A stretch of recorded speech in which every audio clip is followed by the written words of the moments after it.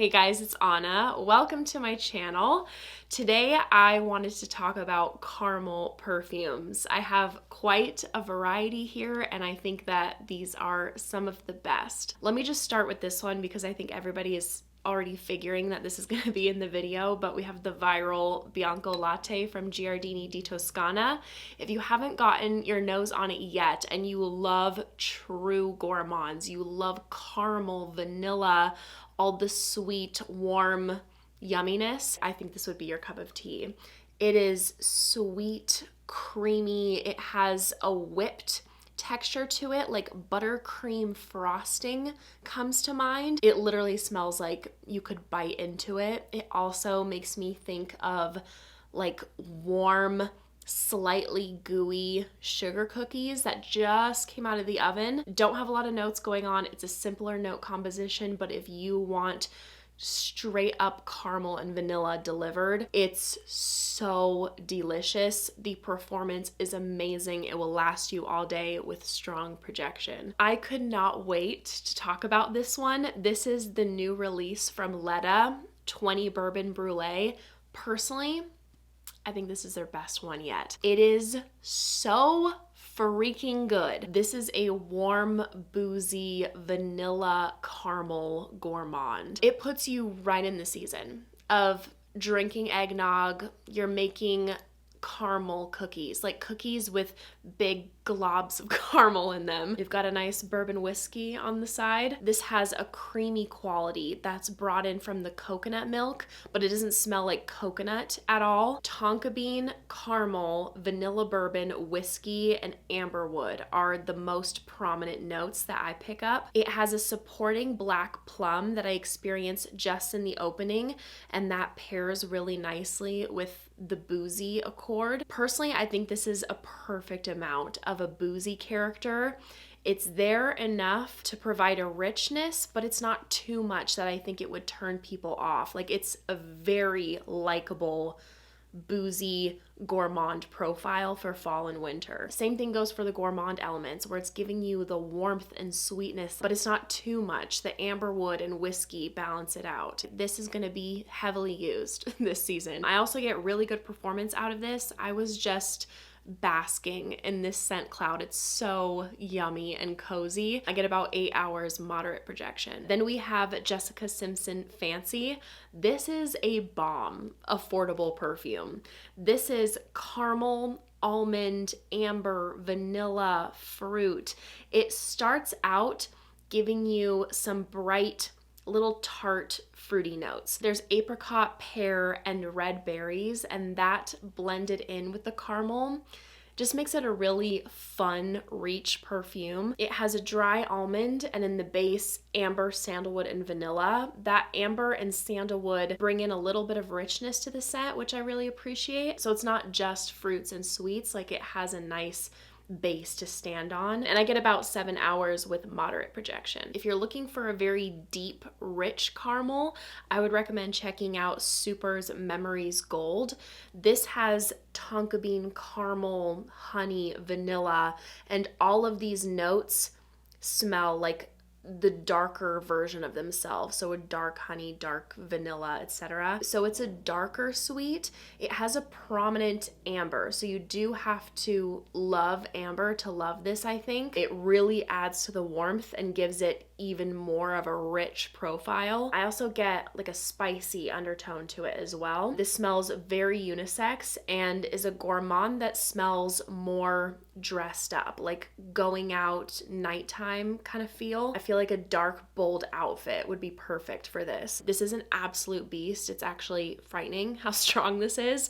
So wear with caution, all day wear and like beyond that, and strong projection. This smells like a very luxurious, grown up, still perfumey gourmand, Ex Nihilo The Irreverents. There's quite a few fragrances within the Ex Nihilo line that have this signature exotic, sweet, like alluring DNA. This definitely has that. Like this and Brompton Immortals, they have their differences and it's not redundant to have both, but there's a distinct ex nihilo DNA. So I think if you like one, you'd enjoy the other. It's caramel, vanilla, tonka bean. So right away you think like, oh, that's gonna be real sweet.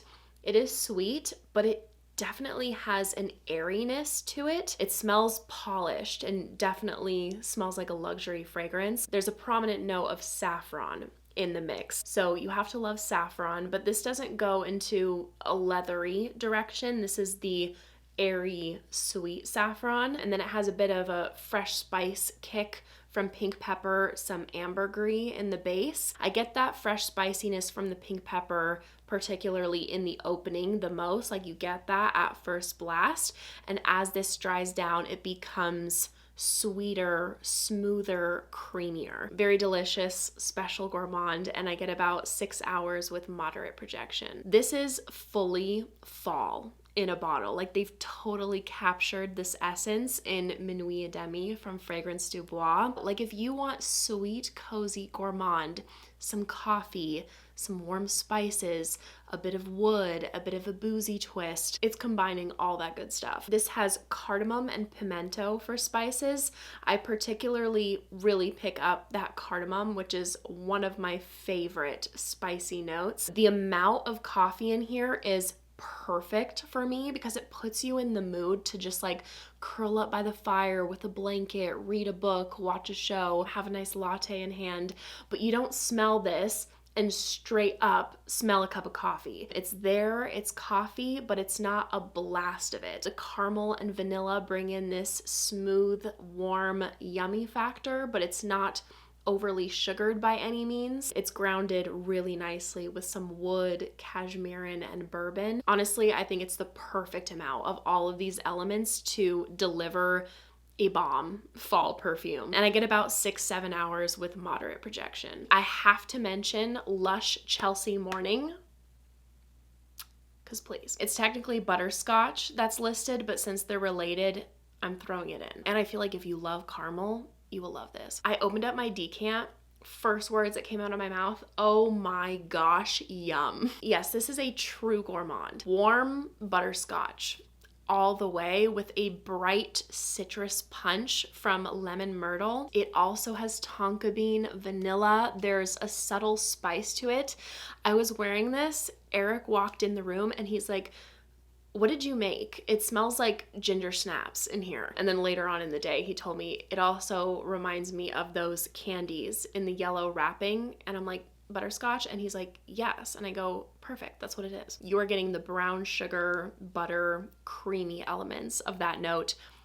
It is on my wish list. Absolutely scrumptious, and I get about 6 hours with moderate projection. I also think Sol de Janeiro Cheirosa 62 is fantastic, a great warm weather gourmand. I mean, you can wear it in cooler months as well, but it's a great option if you love gourmands and you want something that really suits summer. It's my little sister's #1 favorite perfume in the world. She tells me all the time it gets her so many compliments. She even had a girl break into her room at summer camp and steal it.